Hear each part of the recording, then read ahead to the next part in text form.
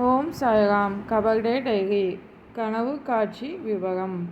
வழக்கம் போல் நான் அதிகாலை எழுந்து வழிபாடு செய்துவிட்டு துர்வேஷ் சாஹிப்புடன் பேசிக்கொண்டு அமர்ந்திருந்தேன். அவருடைய கனவில் 3 சிறுமிகளும் ஒரு குருட்டு பெண்மணியும் வந்து அவருடைய வீட்டின் கதவை தட்டுவதாக கண்டார்.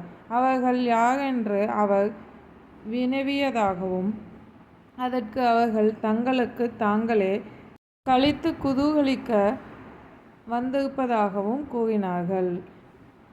உதைப்பட்டு அடிவாங்காமல் இருக்கும் பொருட்டு உடனே அவர்களை நீங்கச் சொல்லி கட்டளையிட்டு தமது வழிபாட்டை துவங்கினார். சிறுமிகளும் கிழவியும் பிரார்த்தனையின் வார்த்தைகளை கேட்டுவிட்டு ஓடிவிட்டார்கள். பின்னர் அறையில் வீட்டில் மற்றும் கிராமம் முழுவதும் இருந்த அனைவரையும் அவர் ஆசீர்வதித்தார். இது குறித்து சாயிபாபாவிடம் கேட்கும்படி என்னை அவர் கேட்டுக்கொண்டார். மசூதிக்கு பாபா திரும்பி வரும்போது நான் பார்க்கச் சென்ற தருணம், அங்கு நன்றாக அமர்ந்து கொள்ளும் முன்பாகவே சாயிபாபா ஒரு கதையினை கூறத் தொடங்கினார்.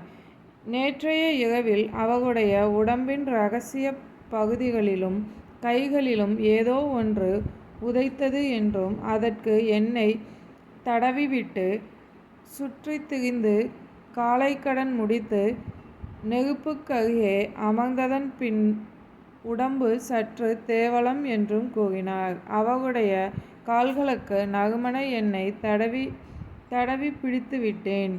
இருப்பிடத்திற்கு திரும்பிய பின் கூறிய கதையை துஷ்வந்த் சாஹிப்பிடம் கூறினேன். விடை தெளிவாக இருந்தது. மதிய ஆரத்திக்கு பின்னர் பாவார்த்த ராமாயணத்தை நான் பாராயணம் செய்து கொண்டிருந்தேன். பின்னர் சாயிபாபாவை சாவடிக்கருகில் பார்த்தேன். மீண்டும் சாவடியில் ஷேஜ ஆரத்தியின் போதும் மீண்டும் பார்த்தேன். அதன்பின் பீஷ்மாவின் பஜனையையும் ராமமாருதியின் அபிநயங்களையும் ரசித்தோம். அதற்கு பிறகு தீக்ஷித் ராமாயணம் வாசித்தார்.